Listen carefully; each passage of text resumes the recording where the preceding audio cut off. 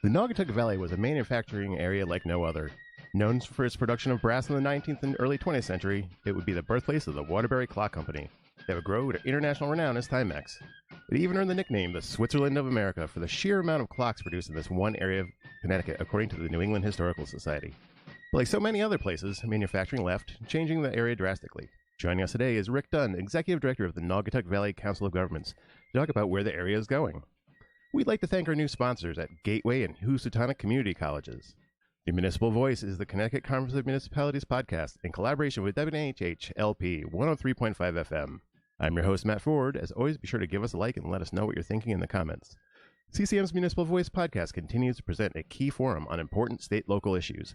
The views expressed do not necessarily reflect the consensus views of CCM or our member municipal leaders. Rick, thanks for being here. Thanks for having me, Matt. So we've had some other COG leaders on in the past, but just for the viewers at home might not have been paying attention on that one or remember, Sure. What is a COG? Yeah, nobody knows what these are. Yeah. My wife and daughter don't know what I do for a living, really. No, councils of governments, COGs, are associations of municipalities in the state of Connecticut, but they're led by the chief elected officials from those towns. So you have a board? My board of directors are the 19 chief elected officials in the Naugatuck Valley region. And primarily we're engaged in planning, service development, service delivery. We coordinate transportation policy for the federal government at the direction of the mayors and first select persons. And we're involved in economic development as well. And you said Naugatuck Valley, you cover communities. How far up does it go? Kind of what's your area there? Okay. I know it's 19, but no. I've got to give this. We merged 5 years ago. So this has been a practice for me to make sure the Valley Council of Governments merged with the Central Naugatuck Valley Council and parts of the Central Connecticut region. So there's a reshuffling? Yep. That happened in 2014, implemented in 2015. So for me, I have to remember. So it's now, if you start at Shelton, you travel up to Southbury, then to Bethlehem, to Thomaston, straight across to Bristol, down to Cheshire, and back to Ansonia. All right. So that's interesting because you're covering a couple of counties really within that. Yeah. Yeah. Our region is kind of unique. We're in 4 counties. We're in 4 of the 5 congressional districts. Okay, so you're really kind of at a nexus of a lot of different driving forces I've mentioned too. Like that gives you some diversity, I think, also in the economics and of the towns that you're covering, right? Sure. I mean, we also have parts of 4 urbanized areas. So the Hartford urbanized area, the New Haven, the Bridgeport, Stamford, and the Waterbury urbanized areas are all part of our region. It's kind of in for like regions. Derby to Southbury, there's some differences. Like there's a lot of stuff you're covering there. That's interesting. Sure. In the intro, I noted a bit of the early history of the Naugatuck Valley. Brass production, watches. These towns were kind of standard bearers for manufacturing in this country for a long time. How has the departure of manufacturing affected the towns, and what has replaced it? Well, the towns have suffered a great deal, particularly from the 70s to the 80s. I pick out that decade of the 70s as having been the worst. When just a lot of the older businesses so you had old industries transitioning, but you also had industries that had problems. The rubber industry is obviously a huge industry in the valley. I remember as a kid 5 BF Goodrich plants in the lower part of the valley. My grandfather actually worked there. Well, yeah, when I was growing up too, like fair or not, talking about driving through Naugatuck, you talked about it smelling like rubber. That's right. Yeah. Well, Naugatuck Chemical was just a huge manufacturer of those types of products. But 1975 was the successor of BF Goodrich, blew up in the largest case of industrial arson in the United States. Ooh. But overnight, 3,000 people lost their jobs. Another 8,000, I think, lost their jobs within that decade. So, I mean, you're talking about a quarter of the population who had to retrain, seek new employment. So it was a major, major change for our region. But I think that, there are a number of industries. The Valley region leads the state in the advanced manufacturing sector. Okay. As a matter of fact, we have whole center at Naugatuck Valley Community College dedicated to advanced manufacturing. And when you say advanced manufacturing, this electronics, what is that? So it's kind of hard to put your thumb on, but it is using technology in the course of manufacturing, and usually high tech. Okay. So machine parts, electronics. Does that also imply skilled workers at those kind of jobs? So that's one of the things the center does at Naugatuck Valley Community College is it trains people to have the skills that they need. You don't necessarily have to go to a trade school or to a four-year college to develop the skills needed to work in that industry. So it's good for conversion, but it's also very good for people who are coming out of high school and not thinking about college as an academic pursuit, but to prepare themselves for employment. Yeah, and are there? I know you said there's the center. Are there some private companies that are in the area that are doing that? And I remember recently had Erin Stewart from New Britain, and she was talking about one of their companies that actually had training programs for the community to work in there. Is there a lot of that kind of stuff going on? Do you have a lot of partners in this sort of stuff? We had years ago when I worked for the legislature, we had these things called deployment centers, and we used so in the Naugatuck Valley we used the Emmett O'Brien Tech. We had the injection molded plastics businesses who are still predominant in the area. Set up their machinery at Emmett O'Brien, and we would train high school students so that when they graduated, they were trained and ready for a job that a number of the injection molded plastics. The company, you already knew you had companies that wanted those jobs. They had jobs when they got out of high school. Yeah. So it's that model, and while the deployment centers don't exist anymore, I think that we do a pretty good job at training people and getting them ready for careers. That's interesting. So also on the manufacturing, but let me just say, healthcare is a huge sector for us. I think the largest single employment sector is healthcare in the Naugatuck Valley. So that's important. The other service industries as well. But back to advanced manufacturing, it can be anything. We have so many small what used to be machine shops who are now we used to call machine shops. That's right, and they still do the same kinds of things, but they're doing it with much higher tech and closer tolerances, and mainly for the aerospace industry. But like Pratt and Whitney and Sikorsky has a great number of small manufacturers who work in the region, like subcontractors, basically. Right. And these are locally owned small businesses we're talking about here. These aren't big from outside. These are generally they're locally on the whole. Connecticut owned, often family owned. Yeah, that's great. So on the manufacturing theme, one area of improvement for a lot of the towns in your area is the adaptive reuse, in some cases demolition, to make space for new buildings, new businesses.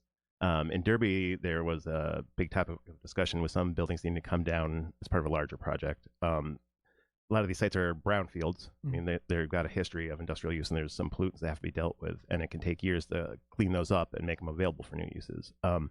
How do towns decide which buildings to save, which ones to demolish, and who pays for the cleanup if it's necessary? Like, are there grants? Like, how's this all going? Well, when you have a situation where you have good investors, good property owners who maintain their properties and pay the taxes, then that's not really an issue. They're going to continue to invest and try and turn a profit on their investment. The problem comes when there's a level of disinvestment on the private side for whatever reasons. It can be the economy, it can be their own personal business problems, it can be just the general economic environment in the small region. I think that when you ask the question, how do cities get involved? How do they decide which ones when? Well, the problem has to be large enough. The problem has to be something that's not immediately surmountable by the owners themselves, by the business people who are going to invest in themselves. Derby, you talked about specifically. I have a great deal of experience there. The buildings, historic buildings, what in planning we would refer to as an urban wall, was taken down on the south side of Main Street. Now it's believed that it was taken down to accommodate this road expansion project. Is that not true? The opposite is true. Because that's 34, right? Right. Is Main Street Derby? Main Street Derby State Route 34? That's correct. So the city, working with a preferred developer that they were engaged with at the time, took down those buildings. Okay, so that wasn't about 34. Before there was ever a design project for Route 34. Once the buildings were down, that almost facilitated the Route 34 project because it provided the opportunity to widen. Now, there was one block of buildings that came down as a result of the project, but the vast majority of it were So down. the buildings didn't come down because of the project, but the buildings coming down helped make the project more feasible. It made it more cost feasible and easier to do. But I would say in that case there was a large difference. You had a single or a couple of property owners who hadn't maintained their buildings. In 1996, the city discovered when it took aerial photos that there were no roofs on these buildings. They had been open. They'd just been open. They were vacant and open to the elements for years. And these are old red brick. Right. And they were tax delinquent, close to $1 million of tax delinquency on just that block of buildings. So the city took them at that point. Ultimately, they could not make a go of adaptive reuse with the in the marketplace with a preferred redeveloper at that time. Unfortunately, mistakes were made, I think. But the outcome of the project hopefully is going to be something that benefits the region. My agency is responsible for oversight of the design of Route 34, Main Street in Derby. It's a state DOT project. It's federally funded. But our region has made a priority of trying to maintain control of projects where the state owns the roadway and it's the main street of the downtown city center. I imagine 34, 8 are kind of like some of your prime arteries through the area. That interchange of 8, 34, and 110 on the other side of the river, it functions at a level of congestion that's similar to some of the most congested areas of I-95 interchanges on I-95. 135,000 cars a day through that master interchange. But the concern is that the state not build a highway through a downtown. And you want to maintain some of the character while still accommodating the needs of the roadway system. Again, it's a somewhat unique situation because you have to cross two rivers multiple times. There's only one way to do that. And it's pretty dense downtown areas there too, historically. Like the factories, the mills were right up on the river there. So, we lost an early battle with the state. And I hate to call it a battle. We lost an early discussion about how wide this road needed to be. The standard is 12-foot lanes. We wanted 10-foot lanes. It's going to be 2 lanes in each direction. The state settled on 11 feet. But that's a pretty wide roadway. We have to deal with things like drainage, which if you create more impervious surface, you have to deal with how you drain that water. You can't let it flow directly into rivers. And that area is surrounded by Army Corps flood control projects. The levees there's water and stuff everywhere. So penetrating those for a larger stormwater runoff opening is not an option. So we had to be creative. We had to create rain gardens in the medians. Like the bioswales, is that the other word? Bioswale, similar idea? Sure. Okay. So that overflow will go into the median, the planted grassy median, and will percolate into the soil. So that's right. We're also using pervious pavers. At least right now, they're still in the design in the parking lanes, so that the parking lanes will also drain through. So the regular middle lane kind of standard asphalt, whatever, but then in the parking areas where it's not quite as high. The operating lanes maintained by the state will be normal pavement. But the parking lanes, which have to be maintained by the city, would be pervious. It's still in debate because we're still in final design. The project is set to go out to bid for construction in September 2020. So you said you mentioned the interchange there of 8 and 34 and everything. Other than kind of clearing up the traffic in that area, what is the overarching goal of the 34 project? So, well, it depends on who you're trying to satisfy. Well, I know you talked a little bit about not wanting it too wide, not to run a highway essentially through, and that echoes a lot of ways for me. Actually, Route 34 in New Haven. Frontage road, where they knocked out entire neighborhoods to put that through, kind of with the goal of get suburbanites in to work. Get them out as fast as possible. Well, so what's the goal now? I would say it's not the same as the Legion Avenue original Legion Avenue project. So it's not just to get people flying down the road as fast as possible because through the town. It's not the urban center, and we're not moving people off of I-95 to another roadway. What's happening here is you have a major crossroads. People who live in Derby, Shelton, Seymour, Oxford, Monroe use this interchange on a daily basis. And they, right now, to go 5 blocks in Derby at rush hour could be a 25-minute trip. People who live in Derby avoid using Route 34 and take local roads to get to New Haven, Ansonia Road and Pulaski Highway. Big, crazy circuitous routes that are only faster because of the traffic. Right. So it's a bad situation. We have to ease the flow of traffic, not to make it go faster, but to make it go more smoothly. On the other hand, we don't want to create a superhighway. Now, it's going to be divided and 4 lanes. It needs to have the kind of traffic calming measures that induce people to drive a little more slowly.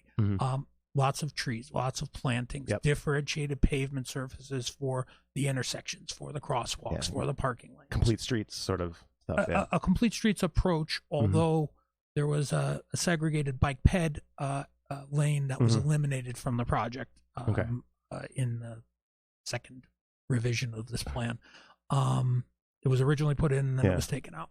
The city is serviced by greenways that are parallel but not on the street. Oh, the bike trails along the river. Correct. Yeah, I always see those. And that's kind of unacceptable. Well, actually, the Derby section of the Naugatuck River Greenway is the busiest greenway in the state. I believe that because I always see people on it when I drive over. It's not, it's pretty amazing. It's busy. There's always people doing something on that. Well, the 34 project sounds like good stuff. Well, but really, I mean, it's got to be a holistic approach for us. The train service on the Waterbury branch line, or now what we're going to call the Waterbury line. The Waterbury line. Okay, let's talk about that. Is really something that is critically important to solving the transportation problem. Traditionally, the state has, in my opinion, made fundamental errors. They don't make decisions about transportation investments in the context of economic development. They also don't make economic development decisions in the context of transportation. The Malloy administration moved closer to doing that. I have high hopes for the Lamont administration because they're certainly saying all the right things. They've been talking about transportation a lot. Absolutely. Now, the Waterbury branch line only runs 6 trains a day right now. Okay. Maybe it's 8. And that's the Metro North. That's feeding into Stamford, New York. Correct. Okay. But it's Waterbury to Bridgeport. You can't go to New Haven. It's a 3-hour trip by train from Waterbury to New Haven. Okay.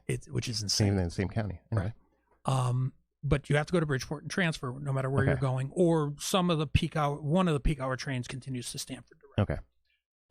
But we have about 1,000 people a day who ride that train. You do the math. It's about 370,000 people a year. Yep. But we only have 2 trains in the morning peak and one train in the evening peak. And this is the biggest problem. If you drive a car, or let's say you live in Naugatuck or Waterbury and you work in Fairfield or Norwalk or Stamford, you can generally get a train that's going to get you reliably to work on time. Yeah. What you can't be certain of if you work a 9-to-5 job is that your boss is not going to come to you in the course of some day and say, hey, I need you to stay a little later tonight. And then if you miss that 6:05 or whatever the 6 o'clock transfer is at Bridgeport to Waterbury, you're waiting on the platform in Bridgeport until 8:45 for the next train. That's a problem. It's a problem because most people won't give up their car for that level of service. Yeah, if you're in the New Haven station, on busy days, it's every half hour or something like that. Yeah, maybe even quicker, maybe even less. 30-minute headways at a minimum during peak hours. Yeah, 30-minute departures. But if you get to the station pretty soon, you're going to be hopping on a train and going. And that was actually the plan under the Malloy administration. Governor and then Commissioner Rediker announced in one of their press conferences that their goal for the line is that you wouldn't need a schedule to ride Metro North. Show up at a station, and within 10 minutes, a train's going to be coming by. It would function much more like rapid transit, like a subway. We didn't get there. Okay. But that administration made a $90 million investment in the infrastructure of the rail line for the Waterbury line. So the actual physical rails and signals, passing sidings. Okay. What that allows is bi-directional service on that line. Right. Okay. So right now it's a 27-mile line. Okay. And right now, one train has to go all the way 27 miles to the end before another train can come back. Okay. So you can't run them in the opposite direction. They can't pass each other. Nope, not possible. Plus, without signals, it's what's called dark territory. The engineers have to call in by radio or by phone to Grand Central Station and get permission to go through the next block, to go to the next block. Okay. Because there is no signal system. system. That's current. That's the way it is, right now. Okay. So the Malloy administration invested $90 million into rehabbing the infrastructure, building out all of that positive train control, full signalization, and bypass sidings so that trains could pass in both directions. That comes online in 2021. Okay. At that point, the department actually just announced that they're going to lease rail cars and locomotives and add an additional morning rush and evening peak train to that line, which will be a huge benefit for us. Yeah. If it just creates a level of reliability where you can take a 6, a 6:30, a 7 o'clock train, then, now we're talking. Yeah, if you're running 10 minutes late to get to the station in the morning, that's right. You haven't missed your train. Right, you might get one in 30 minutes or 45 minutes as opposed to a couple hours. Yeah. But when we look at these investments and we look at the costs associated with them, obviously we need more rail cars, coaches, and locomotives to service this higher level. Our planning goal, 30-minute headways during the peak and 60 minutes off peak the rest of the day. Yeah. To get there, it's $120 million in coaches and locomotives for that line. It's an operating cost increase for that line of about $5.8 million. But when you consider the operating subsidy for the entirety of Metro North is around $160 million a year, not really we're not talking that much to move a whole lot of people. But we also have to look at it from the perspective of, if we don't do this, how much do we end up spending on perfectly good highways to expand capacity that will then be exacerbated? The capacity will be used up within 5-10 years, because if you there's this theory of induced demand on highways, without getting too technical. The theory is that if you create more capacity on highways, more development, houses further out will come in and fill that gap, because if you create a half-hour commute on a roadway that was formerly a 1-hour commute, eventually it'll be a 1-hour commute again, because you'll fill up all those lanes, and highways are not scalable like a train. You can add more train cars, buses. You can add more buses on a busway. So you build it, they will come, basically. Right. Yeah. So in our particular example, is that bridge on Route 8, the Commodore Hull Bridge that crosses from New Haven County to Fairfield County. We spend about $25 million every 10 years maintaining that bridge. Yep. But at some point, this bridge designed for 40,000 cars, which is running about 95,000 cars right now. So you're doing double what it was designed for. Is going to need to be expanded for capacity if we have no other mode option, no other transit. So the Waterbury line option would really be taking a lot of the pressure off Route 8. Well, if we did everything that I could possibly dream of for the Waterbury line, stations, the whole bit, we're not going to spend $500 million. We may be looking at $1 billion to replace a perfectly good bridge that doesn't have enough capacity on the highway. We don't think about what we spend on highways. People on the train pay a bigger percentage of the cost of their ride, operations and capital, than people who drive cars. People who on the bus. So when you figure out the amount of taxes people call and how much of that actually goes to the roads out of your tax. Yeah, of the state subsidy. The state provides revenue through the gas tax in Connecticut. That's the only subsidy that's going directly from motor vehicle owners into the transportation plan. Now we've periodically put some of the sales tax from cars in, but basically you pay a property tax to your town. That doesn't go in the highway system. That goes to your town. Yeah. So when you look at how much it costs to maintain a highway system, just as you drive down the road today, think about every bridge, every culvert, every siding, every guide rail, every bit of pavement that you go over.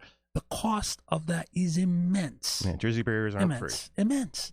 And while people say, well, nobody's riding that bus line, which is actually not true. Which bus line? The busway that they complain about in New Britain to Hartford.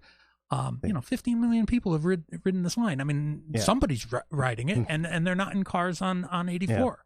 And so the scalability, the level of investment for those things is certainly better. It's a better deal for the taxpayer. Yeah. When you look at this versus what we put into highways, so that you and I can drive our cars directly to where we want to go. I'm just going to pause for a second to let everyone at home know that you are listening to WNHH 103.5 FM, broadcasting live from downtown New Haven. We're streaming live on TuneIn Radio and newhavenindependent.org. All right. So you mentioned the buses. How is that tie into these plans? Like the highway, the train, is that all kind of integrated? Yeah, we're in the midst of a comprehensive study of highway, rail, and other modes of transportation. You know, one of the big problems is one of our largest job centers, our region, is in Shelton. Okay. And what's that? Shelton, the town, in the city of Shelton, right? There's just a lot of jobs there. Yeah, on the Bridgeport Avenue corridor. It's, huge corporate offices, all kinds of businesses. Okay. And I think it's a daily influx of about 30,000 cars. The last time I checked, just coming in from surrounding communities. To work there. Plus, the internal circulation is significant as well. There is no, and Doug Holcomb at Greater Bridgeport Transit will be upset with me, but there's no viable commuter option to get to these places in Shelton. The rail line's on the other side of the river, running Derby to Orange to Stratford to Milford to Stratford. Unless you're willing to swim, right. And Bridgeport does run 2 bus lines that terminate at the Derby train station and run back to Bridgeport and service that corridor, but they're not considered viable commuter options. The trip just takes too long. Yeah, no one's going to do that every day. And you have to get to the Derby train station anyway to do it. So we're looking at a busway, a dedicated busway. The fast track. CT fast track style of transportation that would service the Route 8 corridor between Derby and Bridgeport. Okay. And get those major job centers in their catchment area. It would be a dedicated lane. It was one big benefit in doing this is that the Route 8 25 area from Shelton to Bridgeport was kind of the last major expressway built by the state. Okay. They have a huge right of way, and to put a couple of dedicated lanes for busway in there eliminates the biggest cost when you talk about busways, which is land acquisition. They've already done that. They own almost everything that would be needed to in terms of land to do this. I mean, we have to get off of the corridor and into the business centers and then back on. But so on off ramp stuff, there'll be a little bit, but on the whole, they already have all the land they need. Yeah. So we think that's a strong option as well. People who use a good reliable, dependable train service on the Waterbury branch could change train to the busway and get to a job. Like at Waterbury, could they switch ideally to like a fast track type thing into Hartford at Derby? They would change there. We're trying to extend fast track down to Waterbury. Right now there's express service, so fast track technically runs from Waterbury to Hartford. Right, okay. But the dedicated busway is only from New Britain. So from Waterbury to New Britain, you're driving in regular traffic lanes. Okay. So you're dealing with traffic like if anybody 84 else. Is backed up, then you're backed up on the express bus. We want, ideally, we'd love to see that busway be extended with a dedicated busway all the way to Waterbury. Would that follow 84? Yeah, well, you would have thought that when they were planning this expansion of 84 that we just finished building from Waterbury to Cheshire to. Well, they just left a little room for that, huh? You could have built a busway in there pretty inexpensively while you're at it. Yeah. I know I've been some of the areas in Virginia surrounding D.C. that have grown so much in the last 20 years, and you see that like new roads. Absolutely. And where we might see a median on some highways, in the past. There's a train running right down the median. There's a train, there's a bus, there's express toll lanes for cars. I mean, Virginia has really had to deal with a lot, and they made some early mistakes with privatizing roadways that cost them a great deal. But they have the public-private partnership down now, working with private operators on public highways to really make that a demand-based system. Good stuff. I like it. I don't know. I don't know who all gets this, but hopefully our listeners, right? I have a high opinion of your listeners. I am one. Good. So, how important is it for these transportation plans that you're talking in the Valley to be part of the governor's larger transportation plan? So, we've had excellent feedback and involvement from this administration our legislative delegation, which spans both sides of the House and Senate, is strongly behind these improvements.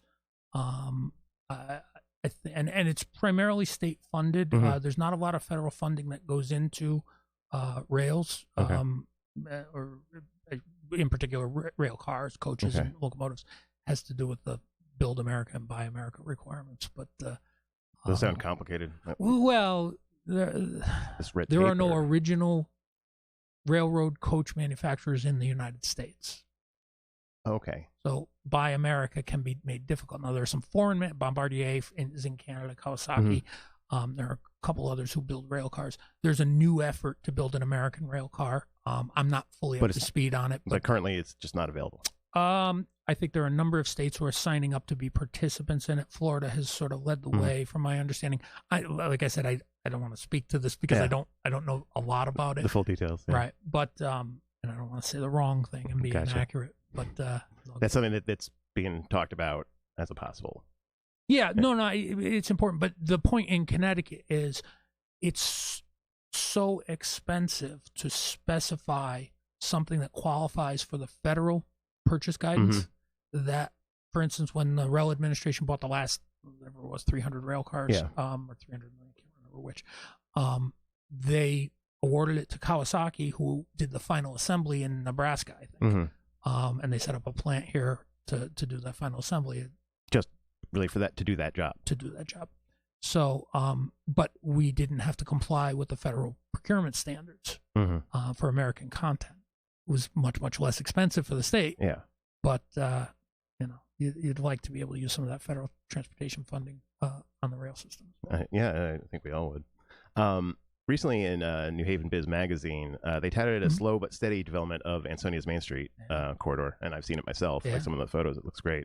To people from the outside, it might seem like it's an overnight success, but how does this kind of land redevelopment, how long does it take? What happens behind the scenes? So, Ansonia has been thinking through 2 administrations about what to do with their downtown. They're anchored kind of at the south end with a shopping center, a supermarket, Target, Marshalls. And at the north end, there's 40-50 acres of old manufacturing. Okay. It's not currently being used, or it's... Yeah, I think it's severely underutilized, huge brownfield. I don't think completely closed, but some areas are. But the Main Street area, particularly at the northern end where all this improvement has taken place, you go back to 2000, and then Congressman Jim Maloney got a large grant for the Valley, much of which was invested in those buildings by the Housing Authority, the Ansonia Housing Authority.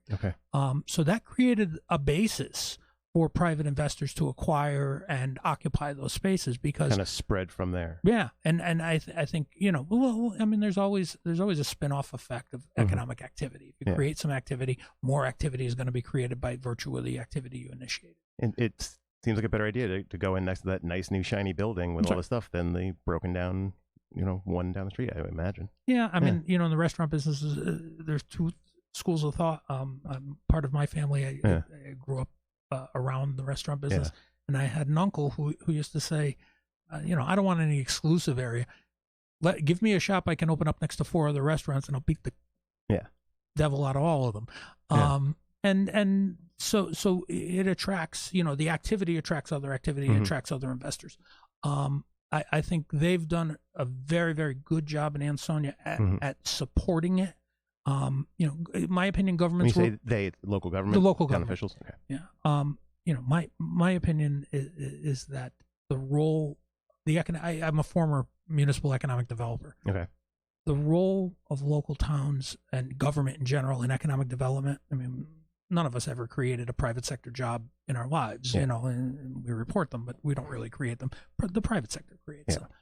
What we need to do is put the infrastructure in place, the conditions in place to allow private investors to prosper. And that's largely what Ansonia has done. They've gone after a lot of public money where they could find it. But being supportive of those businesses, making sure they have everything they need to move into a space, not throwing up roadblocks, getting them through zoning with a predictable process. Those are all important steps. So streamlining a lot of the process and the permitting, doesn't necessarily have to cost a lot to the town, but could help bring these businesses. Right. I mean, it's a different story in other communities. You know, if you're a mature downtown market with lots of competition and high per square foot rates, well, you know, you can be a little pickier about your how you regulate it. Yeah. But when you're trying to rebuild out of the slump, and you know, the thing we didn't talk about in the Naugatuck Valley is it's really like a linear city. Yeah. You know, you have downtown Shelton, downtown Derby, downtown East. And it really is a valley that follows the river on either side. Yeah. And it's connected by the rail, it's connected by the highway to a large extent, the Route 8 corridor, and it's connected by its rivers. But you have these compact downtowns that were really, you know, everybody talks about TOD, transit-oriented development. Yeah. Well, that's 19th century TOD is what they have there. They were on the river. They were on the train. They were on the river and on the train. Products to and from market. And it was higher density, tight housing. People lived and worked in the same area. Yeah. So the ability of using those downtowns, really from Thomaston and from Torrington all the way down to Bridgeport, if you want to think about it. Yeah. But particularly the Waterbury to Shelton span, I think is just absolutely ripe. If you want to, you know, if the state's looking to make investments, these investments in transportation in that corridor are crucially important to the state's economic development because the taxpayers have already invested in this mature, robust infrastructure, gas, water, electric, sewer, you name it. It's all there. You already built the city. Right. And it's highly underutilized because the large industry that it was built for is gone. Yeah. So we've replaced them with you know, service industry and other activities. But you really have to consider that that's the easiest win for the state in terms of economic development.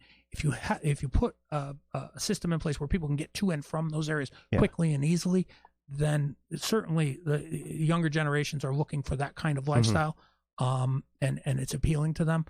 They also have the ability to you know, as they mature and as they have kids, there's such a lower cost of living for really nice houses and single family homes outside these downtowns. So I think it's a prime area, but working together as an urban necklace along that river, the towns complement one another and help one another. And investment in one of those downtowns, Naugatuck being a key. The mayor of Waterbury Mayor O'Leary is rolling out a regional economic development entity that he plans to work with the surrounding mayors on. So I think there's just a lot going on, and I really think this is the place that people should keep their eye on. You know, Shelton and Oxford, two of the more prosperous towns we have, are two of the fastest growing municipalities in Connecticut. So you know, I grew up in New Milford, so I drive through that way going to see my parents.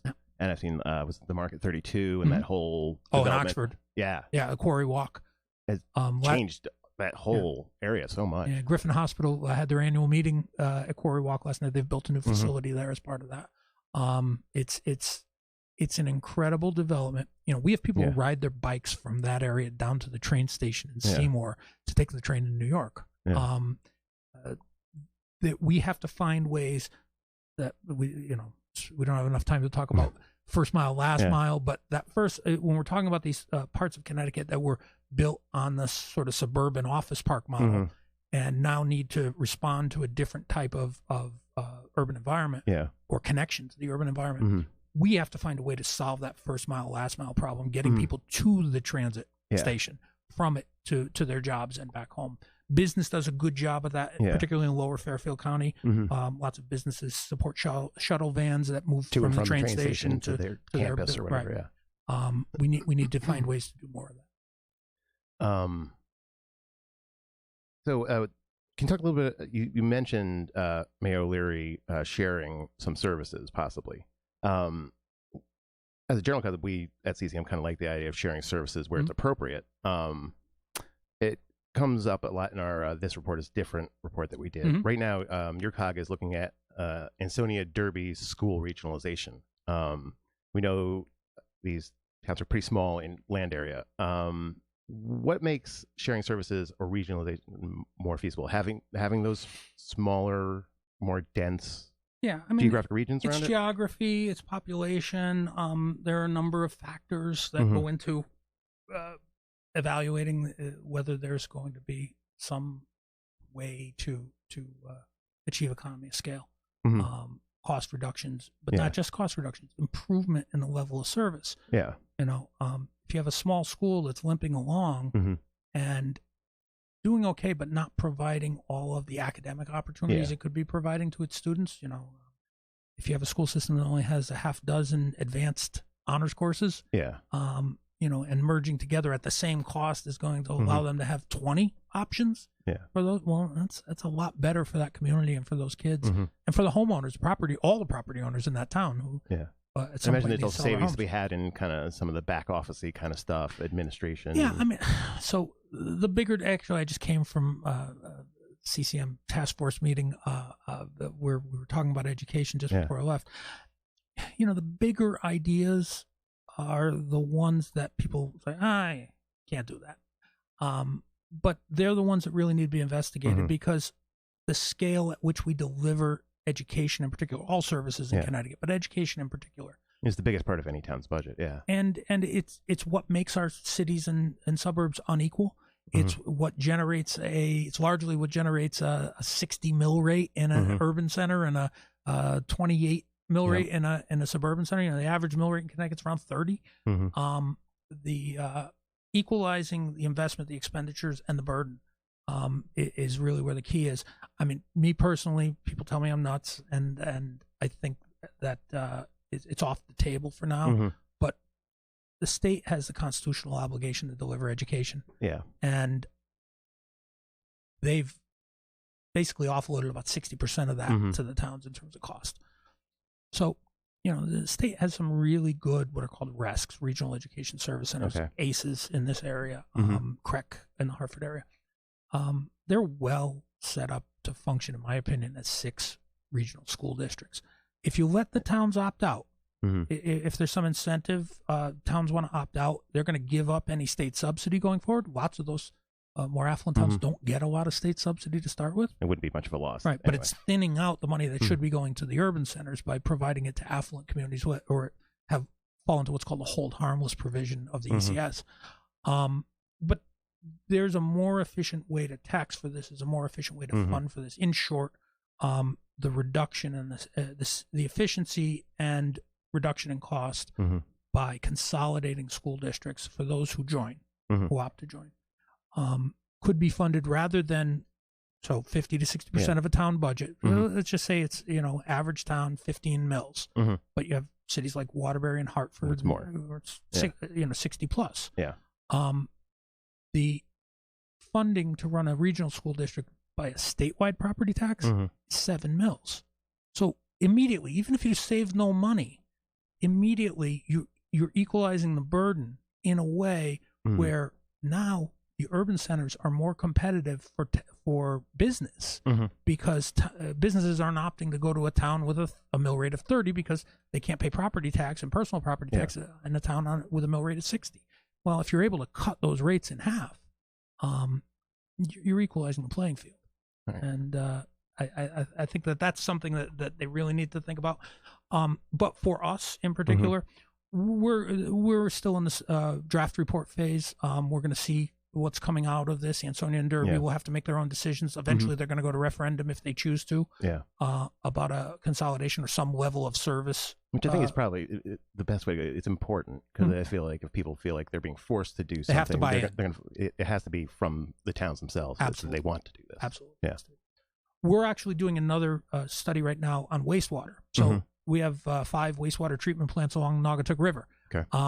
All but Ansonia are more than 10 years old, and for the most part, they're 30, 40, 50 years old. Okay. They're probably facing in the aggregate through 2040, over the next 20 years, something like $500 million in improvements to upgrade the plants. The 4 other older ones. All of them. Okay. All of them. All 5 in the aggregate. And to comply with current standards, future standards, and to just keep investing in their infrastructure. It's a huge number.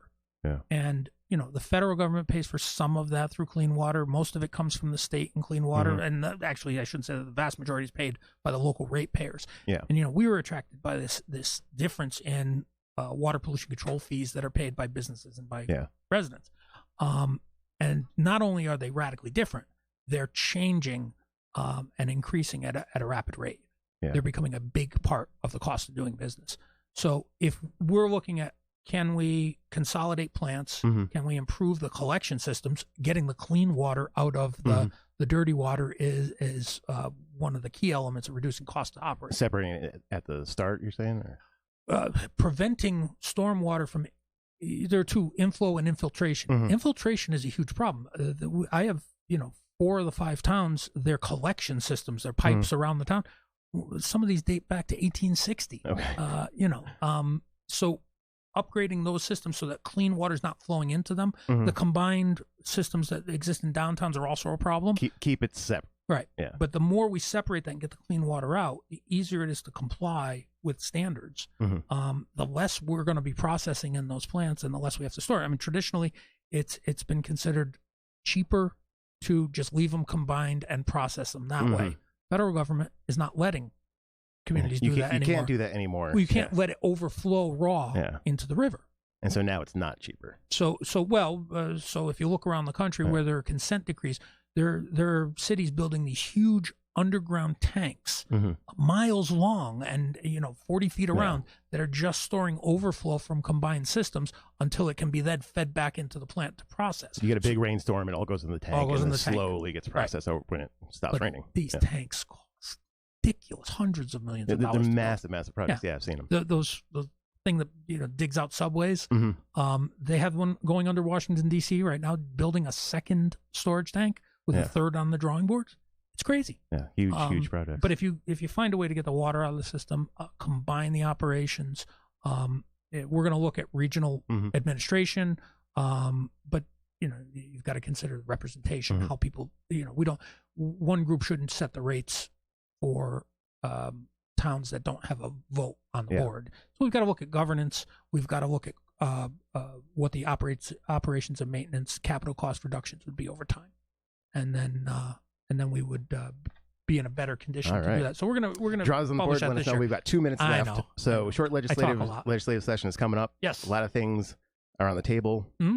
What is your COG looking to accomplish in 2020?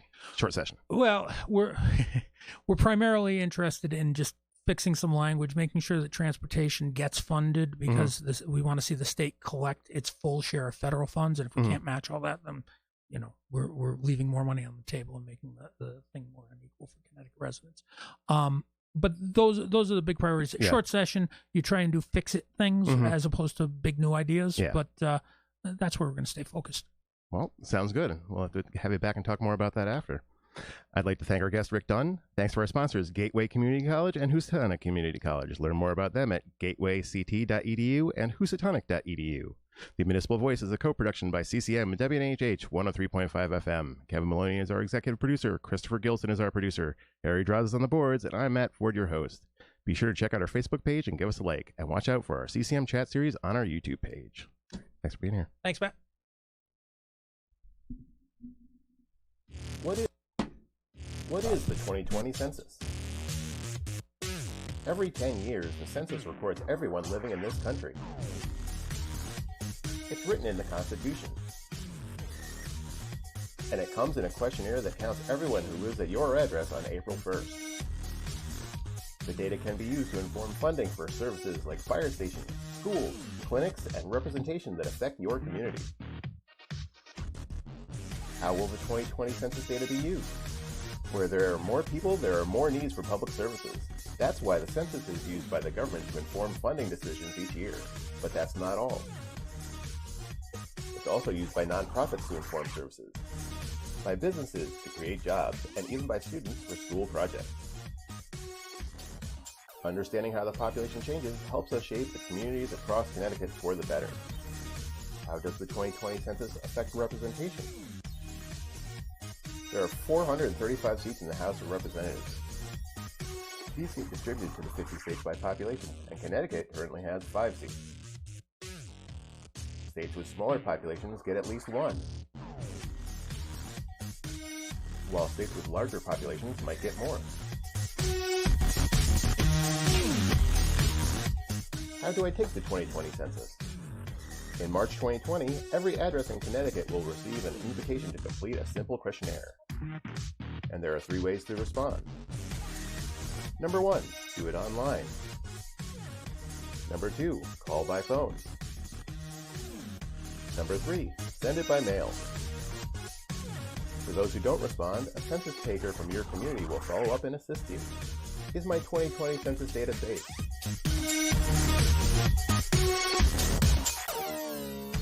After sending your census response, your personal data is kept safe.